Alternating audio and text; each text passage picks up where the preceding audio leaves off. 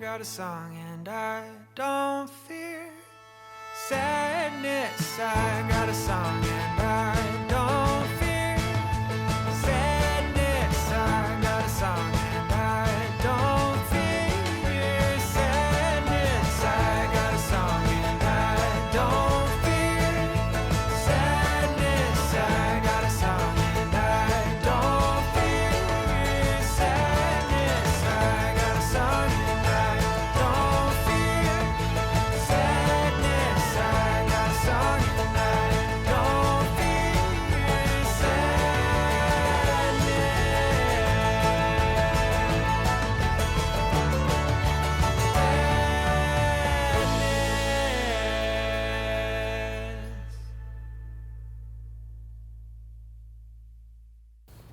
So, now to our keynote event of the day, our conversation with Mary Robinson on climate justice. A few brief words of introduction.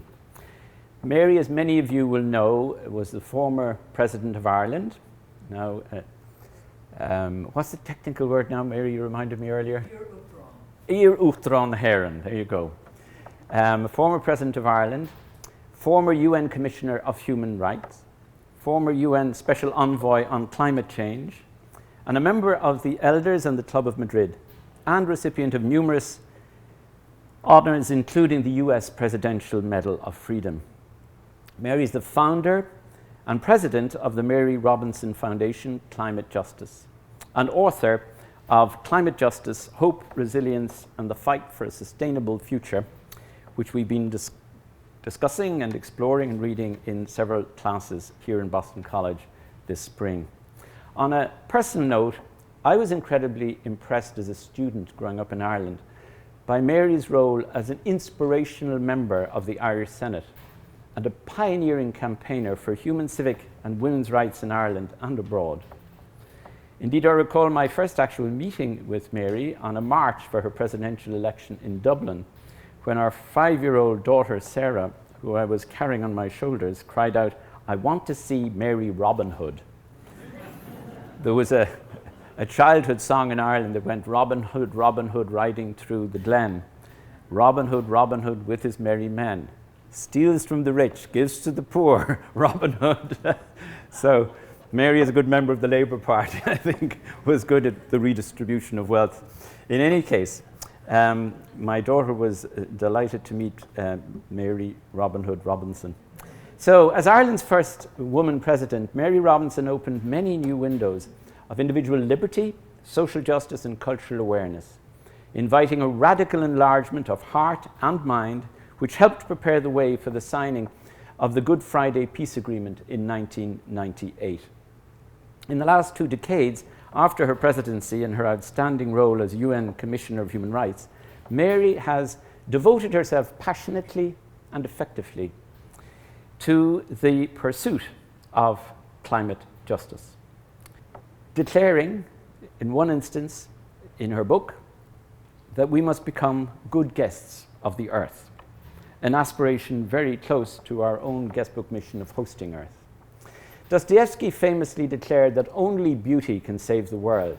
I think Mary Robinson would agree, but perhaps add, if beauty can save the world, justice must make it good. So let the conversation begin. Mary asked, when we first discussed this some months ago, the possibility of giving a talk here. She said that she would like it to be in the form of a conversation, so we would all be in dialogue together.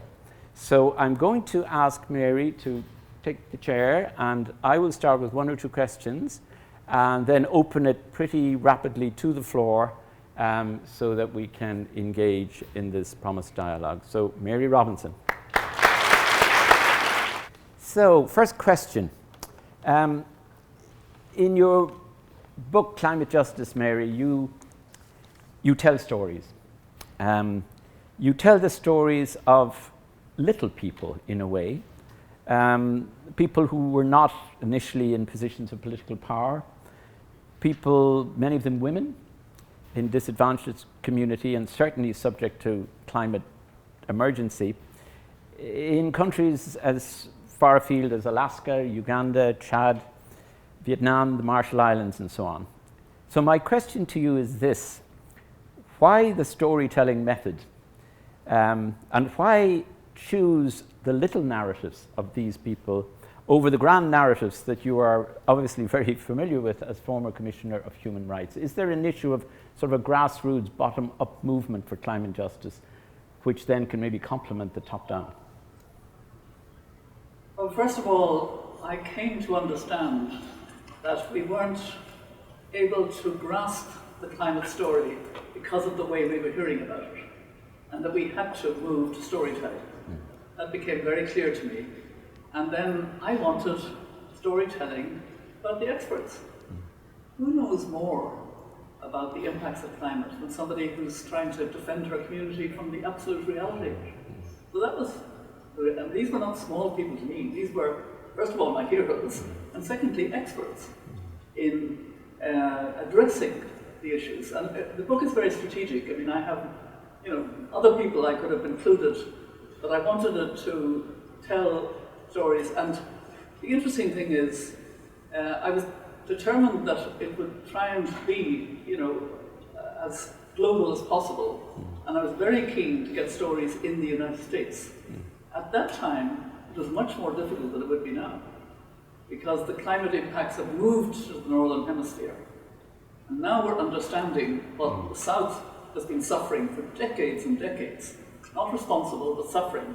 I hope we'll come to all the layers of injustice that we need to talk about. And so there were two stories. There was the impact after the Hurricane Katrina of this wonderful woman who, was a great character apart from everything else. African-American, lived on the wrong side of the tracks, had her lovely salon and her home that were white in East Biloxi. And, Sharon learned what it is to suffer absolute poverty. I remember her in Copenhagen, which was all of us, Constance O'Kellett, Sharon and myself, all of us, it was our first climate conference. And Constance called Sharon Mississippi Girl. And they sat together and they talked about the humility of having your entire life not wiped out. Now Sharon got a FEMA trailer and but it was really what she did, the accidental activist, in fighting back, in working to change her circumstances and working to change other people's circumstances, etc. And that was exactly what Constance was doing. And Constance was from where? From Uganda. From Uganda. From Uganda, yeah. Sharon is from Alabama. Yes. From East Biloxi. Yes. Yeah. And the other story in the United States was in Alaska. Patricia Cochrane. I met Patricia first at a big event in London for women that Tina Brown had organised, and one of Tina's great events. And she was there as a climate scientist from Alaska. And I spoke to her about what it was like, and I was so impressed by the way she told her story as a scientist, because she was a scientist who absolutely loved, and she was an indigenous scientist who, felt this enormous connection with Earth and was watching it crumbling and being destroyed, and watching the erosion of seawater, etc. And so she had a great social conscience about it all. And so they were two of the stories. If I was writing now, I would not have trouble, I think, finding far more stories of the more advanced world. But the difference is that I was deliberately choosing also those in the developed world who were not responsible for the injustices of climate. And it reminds me indeed of what John Manderson was saying in the talk, which we heard beforehand, Fish Live in the Water, that very often fishermen and women, working, as we know from Coda, the recent film, men and women fish the sea, have a hands-on sort of knowledge of the mackerel just not being there, whereas the scientists are there with, sometimes with their charts and trying to figure things out, in the financiers, but the grassroots know in a way, right? In a very special way. And you also chose primarily women, not exclusively, but primarily women. Was there a reason for that? Can I just apologise a little bit for the single plastic? But Not your fault, Mary. I've been coming a long journey. I need a little bit of water, so if I may, I'll take a sip before I answer. Indeed. And now you'll have to repeat the question. Yes, no, just the grassroots experience and that so many of the women's I do often joke about that. I have to say that there are 11 stories essentially in the book, as some of you will know, and 9 of them involve women. But I always say there are 2 good men, very good men. I mean, it's about the proportion I wanted, because 80% of the food in the world is produced in the developing world is produced by women. Yet they own much less of the land, they get much less access to credit, you name it, So I wanted to bring out these things. And I subsequently, it's another way of telling stories, moved to a podcast called Mothers of Invention. And I did it initially with a young Irish comedian based in New York. She was 8 years old when I was elected president. Mae Higgins is her name. And she was already well known and has become even more known because she's made films now and done other things. But we met as a trial, right? And we hit it off famously because she was half respectful of me. That was half the humour. I mean, I remember one of her first questions on air to me was, "Mary, when Nick and yourself went out on your first date, who paid?" I know. My kind of response to that is that, well, Maeve didn't know anything about climate, but she knew how to ask questions. And we kept interviewing special people from the South. And many people had their questions asked for them in a way that really helped them to understand the climate issue. But the reason I mentioned it is I want to be a bit provocative here. In our podcast, we had a byline that climate change is a man-made problem and requires a feminist solution. And I always explain, maybe would never bother, but I always explain that climate change is a man-made problem is generic. It means we're all responsible, basically. And a feminist solution is increasingly the solution that we should all, men and women, young men and young women, boys and girls, should be embracing. Because it is the way in which we have to address the issues. It's the problem solving, it's the inclusive, it's the listening to all the voices, it's the multifaceted, it's all of those things. It's grown significantly out of the feminist movement, but now I'm happy to say more and more men acknowledge and see themselves as bringing to bear a feminist approach. They may or may not call it that. That doesn't matter. It's the approach that matters. Right. Very good.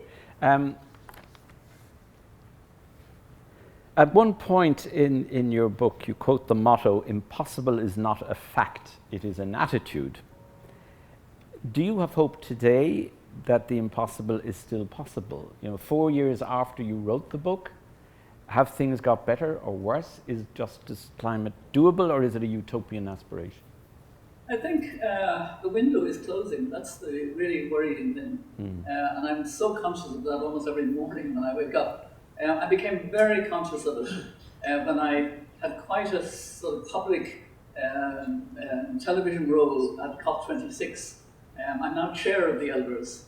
The first chair was Archbishop Desmond Tutu, and when he retired, Kofi Annan took the chair, and he sadly died in 2018, so I'm now filling those big shoes.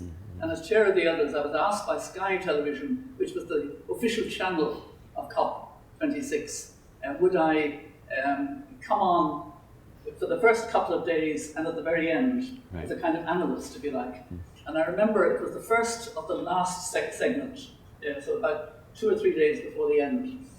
I came on, and Climate Action Tracker, which is a very good NGO which tracks the pledges that governments make, that business makes, that investment makes. And there have been a lot of focus, especially by the UK, because it was their COP that they were chairing. And Boris Johnson wanted to talk about what the private sector was doing, what investment was doing, less about what governments were doing in a way. Anyway, Climate Action Tracker added up all the pledges that had been made. and calculated that if everybody actually fulfilled all those pledges, which was by no means the case going on, we were facing a world of 2.4 degrees Celsius by the end of the century, 2.4 degrees Celsius. And I learned this just before I went on air, and I was asked something like your question, and I started to talk about climate action tracker and a world of 2.4%, and I remember I kind of actually lost it. I just got very emotional, because I thought to myself, that means that anybody under 70 in the world today who lives a bit longer will face a horrible world. Anybody under 30 will face for very significant parts of their life. All our children and grandchildren. And it kind of really hit me. That's what we're talking about. In other words, we're not on course for a safe world. We're not. And yet we don't talk about climate very much, do we? No. We don't know how to, or we don't. So that's why storytelling is so important. At the end of the book, you do have that moment when you say, you look forward to 2050, and you ask yourself, it's sort of a thought experiment, what will it be like for my 6 grandchildren, right? And you do sort of raise a rallying cry, One of the words you use, I was going to quote it, but I left the book in my bag, connection, that there must be connection, interconnection. What sort of practical steps would that involve, that element of connection and awareness? Well, first of all, when Nelson Mandela brought the elders together in 2007, he made it very clear that we must work on peace, human rights, sustainable issues, but we must always bring hope. So, and actually, we will not solve any problems really unless we have the kind of energy of seeing the possibilities of it. And I love one of his very short phrases. Nelson Mandela said, "It always seems impossible until it is done." Nice phrase. It always seems impossible until it is done.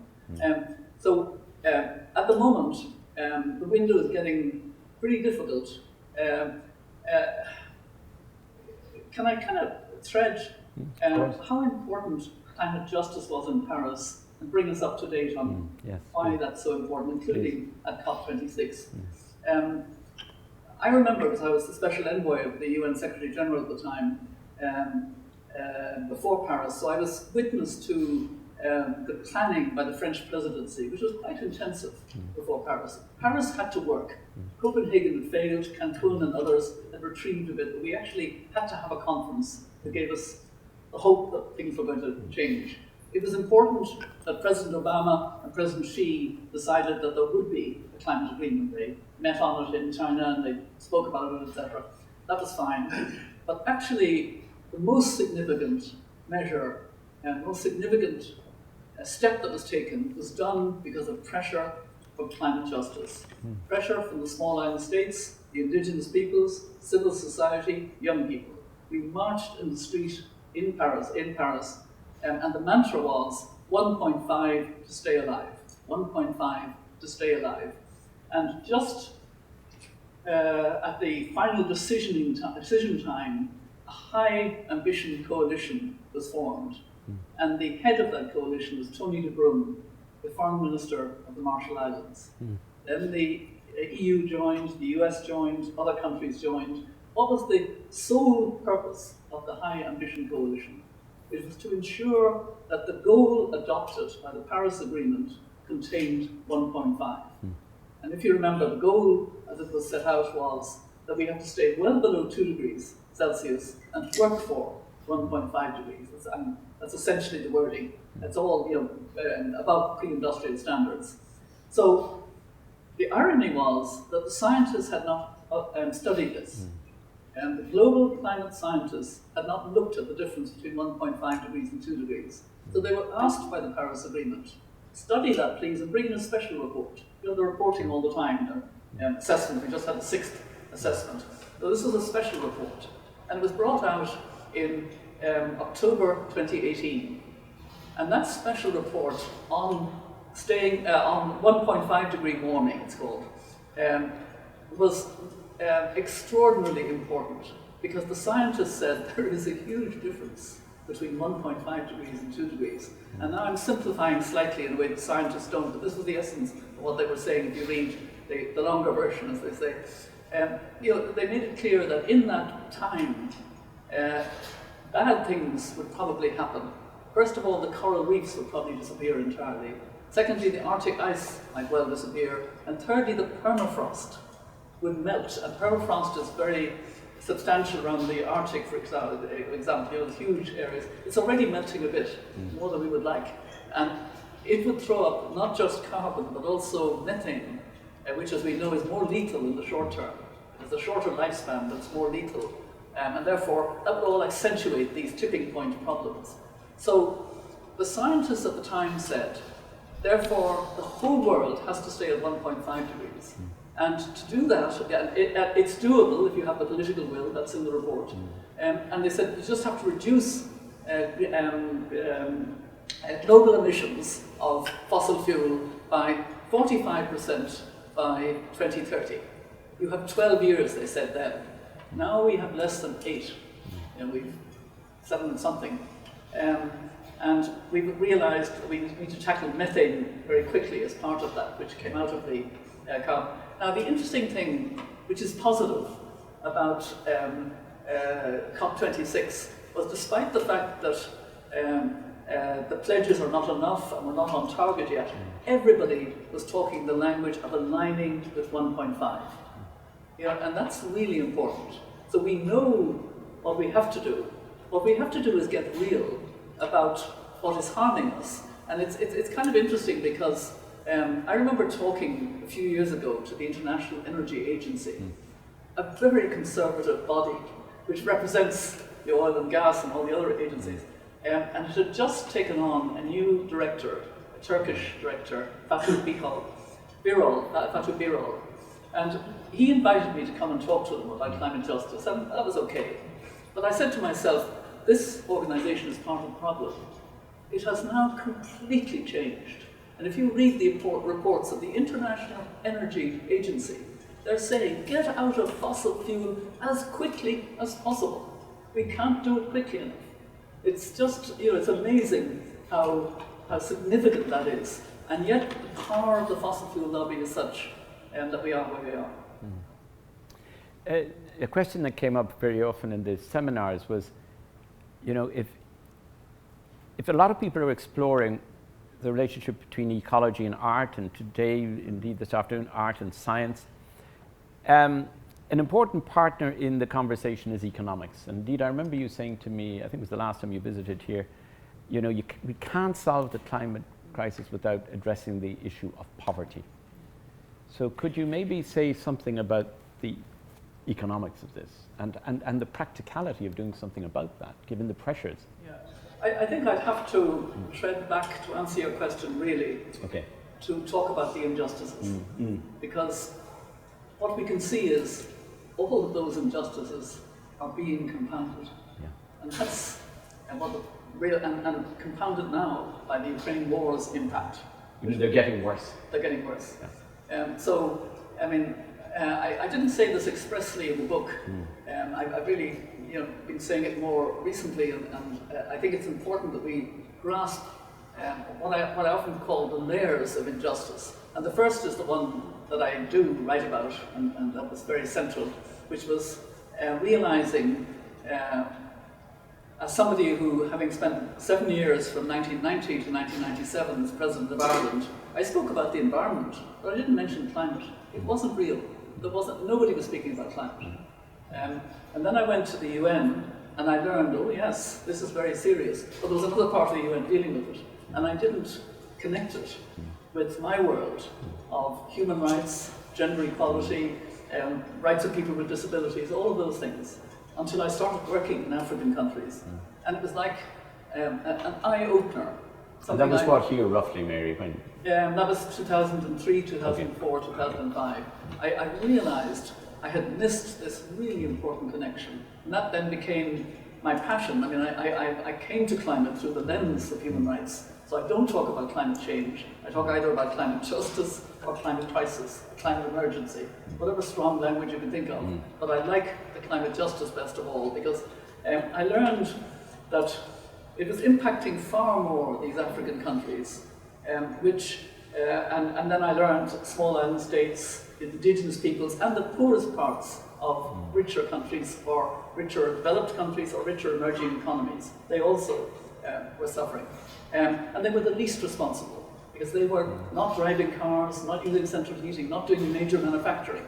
So, and they were the black and brown and indigenous people of our world. So it's a kind of racial injustice as well. Within that, the gender injustice became striking. That women do have different social roles, different power, sometimes different land rights, different access to credit, different roles in society, all of that. And yes, they have to put food on the table, they have to go further and drought for water, etc. And it's they who tend, as my book, the storytelling, tend to try to group together to make their communities resilient. We see it all over the world now. It's the way in which a lot of hard work is being done to try and counter the shocks. So that's the second one. So the third one is the intergenerational injustice. And thankfully, this is now one that young people, Greta Thunberg, yes, but there are millions of young people in the world, and there are millions of children in the world with their Fridays for Future, who are aware that they haven't got the power to make the decisions, and those who have the power are not making the right decisions. Right. And they're very smart, and they're very connected now, and their pressure is helping, but they're becoming very angry and frustrated, as we saw when Greta came out with her blah blah blah, at the Cancun, at Glasgow COP. So that's the third one. The fourth one is subtle, but I think it's increasingly important in our political world, even in our post-Ukraine world, or in the middle of the Ukraine war world. It's the injustice of the different pathways to development of different regions of the world. Industrialized countries, we built our economies on fossil fuel, so we should appreciate that. We should appreciate the workers in coal and oil and gas, and in our peat, turf. But we should also get off what's destroying us, which is these emissions, as rapidly as possible with just transition. And I talk quite a bit about just transition, as you saw in the book. And just transition absolutely means centralizing the workers in their communities in this green economy and green jobs, and rewinding, like we're rewinding the bogs now in the Midlands in Ireland, quite successfully, I understand.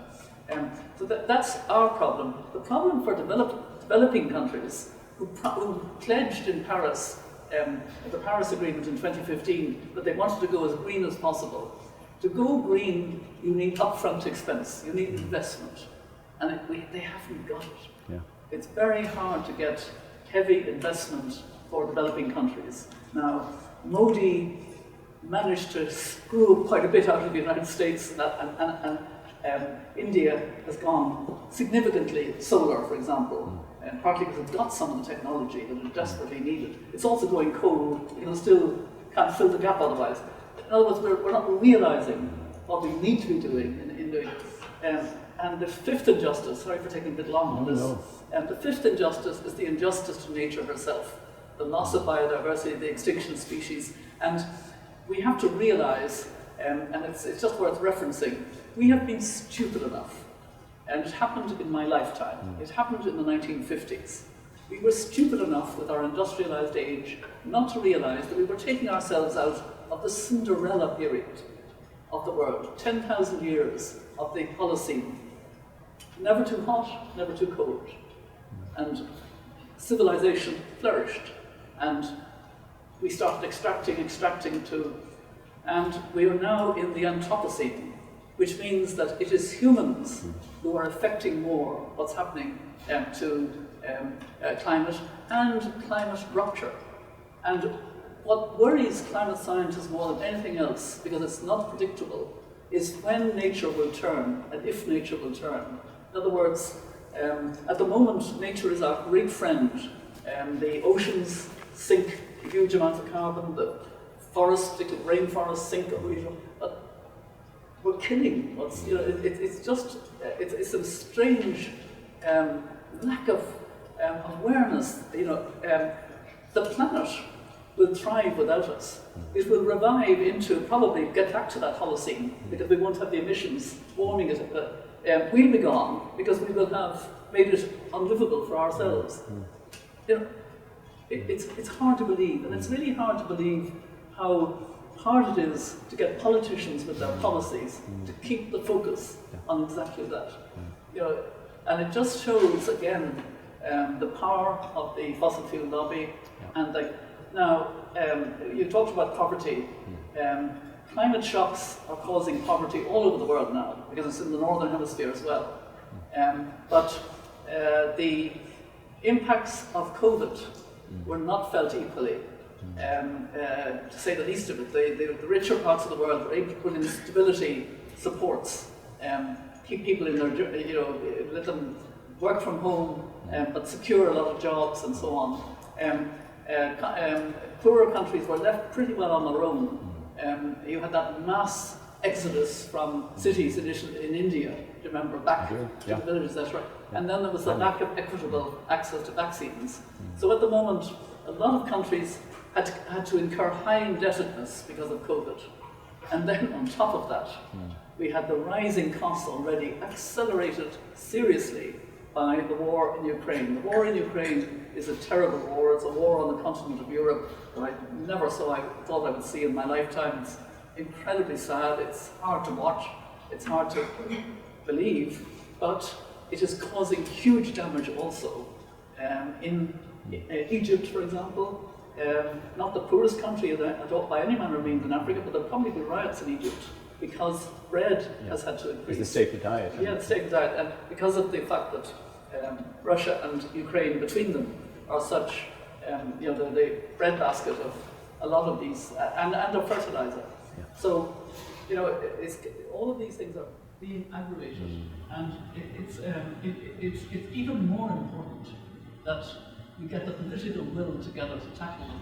And yet, obviously, when we're at war, and when, you know, the world is more divided between the US and China than it was, for example, at the time of the Paris Agreement, although John Kerry has managed to secure a good agreement, a good relationship with his Chinese counterpart, whom I know very well as well. They work well at a personal level, and they agreed in Glasgow to work well together but nothing is happening fast enough. I got a song and I